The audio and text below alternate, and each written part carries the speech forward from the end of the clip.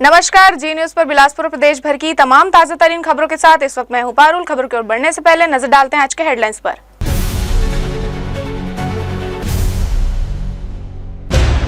1 अप्रैल से रेलवे में बड़े बदलाव, टिकट कैंसिलेशन, रिफंड, अपग्रेडेशन और बोर्डिंग नियमों में सुधार। यात्रियों को सुविधा के साथ शुरुआती परेशानी की आशंका। एचसीएल ने रचा इतिहास, कोयला उत्पादन, प्रेषण और ओवरबर्डन में एक साथ वृद्धि। 176 मिलियन टन उत्पादन से ऊर्जा क्षेत्र में नया रिकॉर्ड। चलती ट्रेन से छात्रा को धक्का देकर हत्या, पुलिस ने सुलझाया मामला। बॉयफ्रेंड समेत 3 आरोपी गिरफ्तार। घटना से क्षेत्र में सनसनी। बर्ड फ्लू के खतरे के बीच बिलासपुर में नियमों की अनदेखी, घर से मुर्गी बेचने पर कार्यवाही, प्रशासन ने दी सख्त चेतावनी। तो ये थी हेडलाइंस और अब खबरें विस्तार से। आज 1 अप्रैल से नए वित्तीय वर्ष की शुरुआत के साथ आज से रेलवे के कई नियम बदलने जा रहे हैं। अब यात्रा से पहले रेल यात्रियों को नए नियमों का ध्यान रखना होगा। आज से रेलवे में कई नियम बदल गए हैं। खास तौर पर टिकट कैंसिलेशन, रिफंड से लेकर श्रेणी और बोर्डिंग चेंज करने तक बड़े बदलाव किए गए हैं। बदलाव के साथ जहां यात्री सुविधाएं बढ़ेंगी, शुरुआती दौर में इससे यात्रियों को परेशानी का भी सामना करना पड़ सकता है। दरअसल समय समय पर रेलवे यात्री सुविधाओं में विस्तार और व्यवस्था में सुधार के लिए नियमों में बदलाव करता रहता है। इसी कड़ी में एक बार फिर से रेलवे ने यात्रा नियमों में बड़ा बदलाव किया है। अब ट्रेन में सफर करने वाले यात्री ट्रेन छूटने से 30 मिनट पहले तक अपनी यात्रा की श्रेणी अपग्रेड कर सकेंगे और बोर्डिंग स्टेशन भी बदल सकेंगे। इसके अलावा टिकट कैंसिलेशन की समय सीमा भी 24 घंटे तक बढ़ा दी गई है। काउंटर से लिए गए टिकट अब देश के किसी भी रेलवे स्टेशन से रद्द कराए जा सकेंगे। पहले टिकट उसी स्टेशन पर रद्द करना पड़ता था जहां से यात्रा शुरू होती थी। नए प्रावधान के तहत रेल यात्री ट्रेन के शुरुआती स्टेशन से रवाना होने से 30 मिनट पहले तक डिजिटल तरीके से अपना बोर्डिंग पॉइंट भी बदल सकेंगे। इससे कोई यात्री अगर शुरुआती स्टेशन से ट्रेन नहीं पकड़ पाता है तो वह अगला सुविधाजनक स्टेशन चुनकर अपनी कंफर्म सीट के साथ ट्रेन में सफर कर सकेगा। टिकट कैंसिलेशन के नियमों में हुए बदलाव में जिस तरह पहले टिकट रद्द करने की समय सीमा प्रस्थान से 48, 12 और 4 घंटे पहले थी, अब इसे बढ़ाकर 72, 24 और 8 घंटे कर दिया गया है। देखिए, पहले जो है जो ट्रेनों की चार्टिंग होती थी, आरक्षण चार्टिंग होती थी, वो लगभग 4 घंटे पहले हुआ करती थी। अब उसकी समय सीमा को बढ़ाकर 8 घंटे कर दिया गया है, बल्कि कुछ ट्रेनों में 8 से 12 घंटे भी किया गया है। इससे यह सुविधा मिलेगी कि यात्री को कम से कम 8 घंटे पहले पता चल जाएगा कि उनका वेटिंग लिस्ट कंफर्म हुआ है या नहीं, या उनकी क्या स्थिति है। मान लीजिए कोई व्यक्ति बिलासपुर से यात्रा प्रारंभ करना चाह रहा है और उसके लिए जो ट्रेन है वो डायरेक्ट ट्रेन किसी अन्य स्टेशन से नहीं मिल रही है, वो बिलासपुर स्टेशन आके पकड़ना चाहता है। अगर 8 घंटे पहले ये स्थिति कंफर्म हो जाए कि उसका टिकट निश्चित हुआ है या नहीं, तो या वो यात्रा के अन्य साधन, अन्य विकल्प की तलाश कर सकता है। तो ये एक निश्चित हो जाएगा कि टिकट कंफर्म हुआ है कि नहीं हुआ है। तो इसके लिए जो है यात्री अब आरक्षण जो चार्टिंग है वो उसको बढ़ा के 8 घंटा पहले कर दिया गया है। ई टिकटों के जो कैंसिलेशन होते हैं उसमें एक नई सुविधा जोड़ी गई है कि अब ई टिकट के कैंसिलेशन पर यात्रियों को टीडीआर, टिकट डिपॉजिट रिसिप्ट, जो ऑनलाइन फाइल होता है वो नहीं करना पड़ेगा। अब ई टिकट रद्द होने की स्थिति में यात्रियों को स्वतः रिफंड मिल जाएगा। यह बदलाव रिजर्वेशन चार्ट तैयार करने की नई प्रक्रिया के अनुसार किया गया है। आरक्षण चार्ट ट्रेन के प्रस्थान से 4 घंटे पहले की जगह अब 9 से 18 घंटे पहले तैयार किया जाएगा। रेलवे ने साफ किया है कि इन बदलावों के लिए यात्रियों में कोई अतिरिक्त शुल्क नहीं ली जाएगी। इधर ई टिकट के मामले में भी प्रक्रिया आसान की गई है। अब टिकट कैंसिलेशन के लिए टिकट डिपॉजिट रसीद TDR जमा करना जरूरी नहीं होगा और टिकट रद्द होने पर रिफंड स्वतः मिल जाएगा। रेल अधिकारियों की माने तो टिकटों की कालाबाजारी और तत्काल प्रणाली के दुरुपयोग को रोकने के लिए रेलवे ने फर्जी सॉफ्टवेयर की पहचान करने वाली तकनीक भी लागू की है। इसके साथ ही आधार आधारित OTP वेरिफिकेशन भी शुरू किया गया है। माना जा रहा है कि रेलवे में हुए इस बदलाव से यात्री सुविधा में इजाफा होगा। हालांकि शुरुआती दौर में इससे यात्रियों की परेशानी भी बढ़ सकती है। जी न्यूज के लिए प्रियंका सिंह की रिपोर्ट। बिलासपुर जिले में आपातकालीन स्वास्थ्य सेवाओं को और मजबूत करने के उद्देश्य से 108 एम्बुलेंस सेवा में 16 नई एम्बुलेंस शामिल की गई है। जिला कलेक्टर परिसर में इन एम्बुलेंसों को विधिवत हरी झंडी दिखाकर रवाना किया गया, जिससे स्वास्थ्य सेवाओं की पहुंच और गति में सुधार की उम्मीद जताई जा रही है। इस कार्यक्रम में विधायक अमर अग्रवाल, दिलीप लहरिया, सुशांत शुक्ला, महापौर पूजा विधानी, कलेक्टर संजय अग्रवाल और सीएमएचओ डॉक्टर शुभा गरेवाल सहित स्वास्थ्य विभाग के अधिकारी और कर्मचारी मौजूद रहे। उल्लेखनीय है कि नई मिली 16 एम्बुलेंस में से 3 अत्याधुनिक एडवांस लाइट सपोर्ट प्रणाली से सुसज्जित है। यह एम्बुलेंस चलती फिरती आईसीयू की तरह काम करेगी, जिनमें ventilator, monitoring system, oxygen support और अन्य जीवन रक्षक उपकरण उपलब्ध रहेंगे, जिससे गंभीर मरीजों को तुरंत उपचार मिल सकेगा। इन एम्बुलेंस को जिले के विभिन्न स्वास्थ्य केंद्रों जैसे सकरी, सीपत, बिल्हा, मस्तूरी, कोटा, रतनपुर जिला अस्पताल और सिम्स में तैनात किया जाएगा। इससे ग्रामीण और शहरी दोनों क्षेत्रों में आपातकालीन चिकित्सा पहले से अधिक सुलभ और प्रभावी हो सकेगी। बस्तर संभाग के बीजापुर जिले में नक्सल ऑपरेशन को बड़ी सफलता मिली है, जहां दंडकारण्य स्पेशल जोनल कमेटी से जुड़े 25 माओवादी कैडरों से हिंसा का रास्ता छोड़कर मुख्य धारा में वापसी की है। इनमें 12 महिला कैडर भी शामिल है। बस्तर रेंज आईजी ने इसे मिशन 2026 के तहत नक्सल उन्मूलन की दिशा में निर्णायक उपलब्धि बताया है। आत्मसमर्पण करने वाले इन माओवादियों पर कुल 1.47 करोड़ रुपए का इनाम घोषित किया था। पुनः मारगेम पुनर्वास से पुनर्जीवन पहल के तहत यह सामूहिक सरेंडर हुआ है, जिन्हें नक्सल विरोधी अभियान के इतिहास की अहम उपलब्धियों में गिना जा रहा है। कार्यक्रम में पुलिस और केंद्रीय सुरक्षा बलों के वरिष्ठ अधिकारी मौजूद रहे। सुरक्षा बलों ने इस ऑपरेशन के दौरान बड़ी मात्रा में हथियार और संपत्ति भी बरामद की है।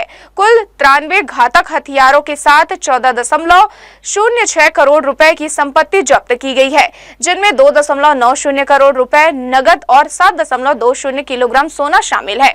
वर्ष 2024 से अब तक बीजापुर जिले में 1003 माओवादी कैडर आत्मसमर्पण कर चुके हैं, जो अभियान की सफलता को दर्शाता है। पुलिस अधिकारियों के अनुसार आत्मसमर्पण करने वाले कैडरों को शासन की पुनर्वास नीति के तहत आर्थिक सहायता, कौशल विकास, प्रशिक्षण, आवास और रोजगार के अवसर दिए जाएंगे। सुरक्षा बलों ने शेष माओवादियों में से भी अपील की है कि वे हिंसा का मार्ग छोड़कर मुख्य धारा में लौटे, ताकि बस्तर क्षेत्र में शांति और विकास को और मजबूती मिल सके। 31 मार्च 2026 देश के अंतर्गत नक्सल समस्या के समाधान की दृष्टिकोण से काफी एक महत्वपूर्ण और निर्णायक और ऐतिहासिक दिन है। 2 वर्ष पहले भारत सरकार, छत्तीसगढ़ शासन एवं समस्त स्टेक होल्डर्स द्वारा एक संकल्प लिया गया, मार्च 2026 तक नक्सल गतिविधि को पूर्ण रूप से समाप्त करना। नक्सल मुक्त बस्तर, नक्सल मुक्त छत्तीसगढ़, नक्सल मुक्त भारत, यह संकल्प था। इसी संकल्प के तहत एक एक कदम मजबूती से आगे बढ़ते गए और आज हम 31 मार्च 2026 दिनांक को बस्तर संभाग के अंतर्गत जिला मुख्यालय बीजापुर में हम सब एकत्रित होकर इसी ऐतिहासिक दिन का साक्षी बन रहा है। इस अभियान में बस्तर क्षेत्र के शांति, सुरक्षा और विकास के लिए सर्वोच्चतम बलिदान दिए हमारा सभी सुरक्षा बल सदस्यगण, क्षेत्र के नागरिकगण, जनप्रतिनिधिगण, मीडिया के साथीगण का भी इस समस्या के समाधान के दौरान शहादत हुई है। सभी संबंधित की ओर से मैं सभी शहीदों का नमन करते हैं। हमारा टीम की ओर से आज उनकी बलिदान को स्मरण करते हैं और उनकी बलिदान से प्रेरणा लेकर आगे भी दिनों क्षेत्र में और सकारात्मक स्थिति निर्मित करने के लिए हम लोग संकल्पित होकर काम करेगा। कारोबारी पृष्ठभूमि वाले राम अवतार जग्गी देश के बड़े नेताओं में शुमार पूर्व केंद्रीय मंत्री विद्याचरण शुक्ल के बेहद करीबी माने जाते थे। जब शुक्ल ने कांग्रेस छोड़कर एनसीपी का दामन थामा, तब जग्गी भी उनके साथ पार्टी में शामिल हो गए थे। इसके बाद उन्हें छत्तीसगढ़ में एनसीपी का कोषाध्यक्ष बनाया गया था। जग्गी हत्याकांड में कई आरोपियों को दोषी ठहराया जा चुका है, जिनमें अभय गोयल, याह्या डेबर, वीके पांडे, फिरोज सिद्दीकी, राकेश चंद्र त्रिवेदी, अवनीश सिंह, लल्लन सूर्यकांत तिवारी, अमरिक सिंह गिल समेत अन्य नाम शामिल है। यह मामला प्रदेश की चर्चित आपराधिक घटनाओं में गिना जाता है। मामले में अमित जोगी और की ओर से पैरवी कर रहे अधिवक्ता ने हाई कोर्ट को बताया कि उन्हें 31 मार्च को नोटिस मिला है और सीबीआई द्वारा पेश 11,000 पन्नों की चार्जशीट का अध्ययन करने के लिए समय चाहिए। इसके लिए 4 सप्ताह की मोहलत मांगी गई थी। हालांकि हाई कोर्ट की डिवीजन बेंच ने इस मांग को खारिज कर दिया है और समय देने से साफ इनकार कर दिया है। कोर्ट ने मामले की गंभीरता को देखते हुए सुनवाई में देरी से इनकार करते हुए अगली सुनवाई अगले ही दिन तय कर दी है। प्रदेश के ऊर्जा क्षेत्र में एक बड़ी उपलब्धि सामने आई है। South eastern coal field limited यानी एसईसीएल ने वित्तीय वर्ष 2025-26 में शानदार प्रदर्शन करते हुए इतिहास रच दिया है। कंपनी ने कोयला उत्पादन, प्रेषण और ओवरबर्डन निष्कासन तीनों ही प्रमुख मानकों में से एक साथ सकारात्मक वृद्धि दर्ज कर कोल इंडिया लिमिटेड की एकमात्र ऐसी अनुषंगिक कंपनी बनने का गौरव हासिल किया है। एसईसीएल के अध्यक्ष सह प्रबंधक निदेशक हरीश दुहन ने बुधवार को मुख्यालय में प्रेस को संबोधित करते हुए बताया कि इस वर्ष कंपनी ने 176.2 मिलियन टन कोयला उत्पादन किया, जो पिछले वर्ष की तुलना में 5.26% अधिक है। वही कोयला प्रेषण 178.6 मिलियन टन तक पहुंच गया, जिसमें 4.6% की वृद्धि दर्ज की गई है। ओवरबर्डन निष्कासन भी 364.3 मिलियन क्यूबिक मीटर के रिकॉर्ड स्तर पर पहुंच गया। परिवहन व्यवस्था में भी उल्लेखनीय सुधार देखने को मिला है। रेल प्रबंधन से कोयला प्रेषण में 16% और एफएमसी के जरिए 28% की वृद्धि की गई है। इसके अलावा भूमि अधिग्रहण के क्षेत्र में 358 हेक्टेयर भूमि अर्जित कर कंपनी ने 867% की ऐतिहासिक बढ़त हासिल की है। कोल इंडिया की अकेली सब्सिडरी है जिसने जो फिजिकल पैरामीटर्स हैं, कोल, ओबी रिन्यूअल और कोल का डिस्पैच, तीनों में जो पॉजिटिव ग्रोथ किया है, अकेला एसईसीएल है जिसने ये उपलब्धि हासिल की। पूरा टीम एकजुट होकर कार्य किया है और इसके लिए राज्य सरकार का भी भरपूर सहयोग हम लोगों को मिला है।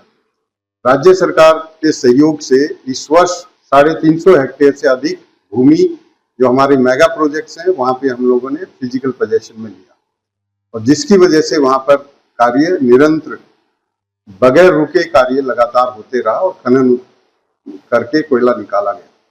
हमारे सिर्फ कोयला उत्पादन में ही नहीं, हमारे जो भी सीएसआर से रिलेटेड वर्क हैं या समाज के लिए कुछ भी जो आसपास के कम्युनिटीज के लिए कार्य करना है, उसमें भी एसईसीएल ने बहुत अच्छा प्रदर्शन किया है। पहली बार 350 करोड़ से अधिक के सीएसआर प्रोजेक्ट्स को एसईसीएल ने सैंक्शन किया है 2025-26। वो कुछ कार्य इस साल पूरे होंगे, कुछ 2-3 वर्ष के लिए हैं, तो डिफरेंट ईयर्स में वो कंप्लीट होते रहेंगे। पर्यावरण संरक्षण के क्षेत्र में भी एसईसीएल ने नई मिसाल कायम की है। वर्ष भर में 13.96 लाख पौधारोपण किए गए और 43.78 मेगावाट और सौर ऊर्जा स्थापित कर कार्बन उत्सर्जन में बड़ी कमी लाई है। साथ ही खदानों के पानी का उपयोग कर हजारों हेक्टेयर भूमि में सिंचाई सुनिश्चित की गई है। तकनीकी नवाचार की बात करें तो एसईसीएल देश की पहली कोयला कंपनी बनी है जिसने पेस्ट फील्ड तकनीक लागू की है। वहीं डिजिटलीकरण के जरिए डिजिकोल प्रणाली से पारदर्शिता को भी मजबूत किया है। के लिए एसईसीएल ने बहुत अपना जो कार्य है बहुत अच्छे से स्टार्ट किया है। पहली सब्सिडरी है जिसने महिलाओं को जो भी हमारे अपॉर्चुनिटी है वो हम प्रोवाइड कर रहे हैं। महिलाएं ऑलरेडी सशक्त हैं, मेरा पर्सनली मानना है, सिर्फ हमें उनको अपॉर्चुनिटी देना है। हम लोगों ने एक पहला यहाँ पे महिलाओं के लिए एक डिस्पेंसरी है ओनली फॉर बाय फीमेल्स, उसमें सभी doctors, staff, nursing and paramedical staff, pharmacist सभी महिलाएं हैं और पूर्ण रीति से बहुत अच्छी से वो कार्य कर रहा है। इसी तरह हमारा एक सेंट्रल स्टोर है जिसमें हमारे एचईएमएम्स के जो इक्विपमेंट्स के स्पेयर पार्ट्स आते हैं, उनका रख रखाव है, उनका मैनेजमेंट है, वो इन्वेंट्री मैनेजमेंट पूर्ण रीति से महिलाओं के द्वारा किया जा रहा है। सीएसआर के तहत 365 करोड़ रुपए से अधिक के कार्यों को स्वीकृति दी गई है, जिससे स्वास्थ्य, शिक्षा और आजीविका के क्षेत्र में व्यापक प्रभाव पड़ा है। महिला सशक्तिकरण के तहत कंपनी ने महिला संचालित औषधालय और केंद्रीय भंडार इकाई भी स्थापित की है। एसईसीएल की यह सफलता न केवल उत्पाद के आंकड़ों में बढ़ोतरी है, बल्कि देश की ऊर्जा सुरक्षा के प्रति उसकी मजबूत प्रतिबद्धता का प्रतीक भी है। जी न्यूज के लिए आलोक अग्रवाल की रिपोर्ट। शहर में स्वच्छता को लेकर चल रहे अभियान के तहत चरहा भाटा चौक, टिकरापारा और क्रांति नगर क्षेत्रों में महापौर ने सफाई कार्यों का निरीक्षण किया। इस दौरान उनके साथ सफाई विभाग के अध्यक्ष, अधिकारी और कर्मचारी भी मौजूद रहे। निरीक्षण के दौरान महापौर ने विभिन्न स्थानों पर साफ सफाई की स्थिति का जायजा लिया और आवश्यक सुधार के निर्देश दिए। महापौर ने विशेष रूप से आने वाले बारिश के मौसम को ध्यान में रखते हुए बड़े नालों और नालियों की नियमित एवं व्यवस्थित सफाई सुनिश्चित करने के निर्देश दिए हैं। बिलासपुर नगर निगम ने राजस्व वसूली में नया इतिहास रचते हुए मार्च माह तक 100 करोड़ रुपए का आंकड़ा पार कर लिया है। 31 मार्च की रात 9 बजे तक निगम की कुल वसूली 101 करोड़ 32 लाख रुपए दर्ज की गई है, जबकि अंतिम गणना में यह आंकड़ा 102 करोड़ 32 लाख रुपए तक पहुंच गया है। यह अब तक का सर्वाधिक राजस्व संग्रह है, जिनसे पिछले वर्ष के 90 करोड़ 11 लाख रुपए के रिकॉर्ड को पीछे छोड़ दिया है। इस वर्ष संपत्ति कर, समेकित कर और यूजर्स चार्ज से 62 करोड़ 68 लाख 40 हजार रुपए की वसूली हुई, जबकि दुकान, भूखंड किराया और अन्य स्रोतों से 37 करोड़ 93 लाख 86 हजार रुपए प्राप्त हुए हैं। निगम कमिश्नर प्रकाश कुमार सर्वे के निर्देश में पहले से चलाए गए अभियान डोर टू डोर संपर्क शिविर आयोजन और बड़े बकायेदारों पर सख्ती के कारण यह सफलता मिली है। सकरी तहसील क्षेत्र में सरकारी जमीन पर अवैध कब्जे का मामला सामने आया है, जहां तहसीलदार न्यायालय के स्पष्ट आदेश के बावजूद अब तक कब्जा नहीं हटाया गया है। मामला सकरी तहसील के ग्राम चिचिरदा का है, जहां खसरा क्रमांक 601 की करीब 2.84 एकड़ शासकीय भूमि पर अतिक्रमण बताया जा रहा है। आरोप है कि आनंदे बिल्डर्स के संचालक ललन तिवारी द्वारा इस जमीन पर कब्जा किया गया है। मामले में तहसीलदार न्यायालय ने 8 अक्टूबर 2025 को आदेश जारी कर अतिक्रमण हटाने के निर्देश दिए थे। साथ ही 30 मार्च 2026 तक कब्जा हटाकर पालन प्रतिवेदन प्रस्तुत करने को कहा गया था। प्रशासन ने अपने आदेश में यह भी स्पष्ट किया था कि यदि तय समय सीमा के भीतर कब्जा नहीं हटाया गया तो शासकीय खर्च पर अतिक्रमण हटाने की कार्यवाही की जाएगी और उसकी वसूली संबंधित पक्ष से ही की जाएगी। इसके बावजूद समय सीमा बीतने के बाद भी जमीन से कब्जा नहीं हटाया गया है। अब इस पूरे मामले में प्रशासन की कार्यप्रणाली पर सवाल उठ रहे हैं। स्थानीय लोगों में नाराजगी है कि आदेश के बाद भी कार्यवाही क्यों नहीं हो रही है। ऐसे में अब देखना यह होगा कि प्रशासन कब तक इस सरकारी जमीन को कब्जा नहीं हटाया गया। अब इस पूरे मामले में प्रशासन की कार्यप्रणाली पर सवाल उठ रहे हैं। स्थानीय लोगों में नाराजगी है कि आदेश के बाद भी कार्यवाही क्यों नहीं हो रही। बुलेटिन में खबरें अभी और भी है। वक्त है छोटे से ब्रेक का। हम लौटेंगे जल्दी एक छोटे से ब्रेक के बाद।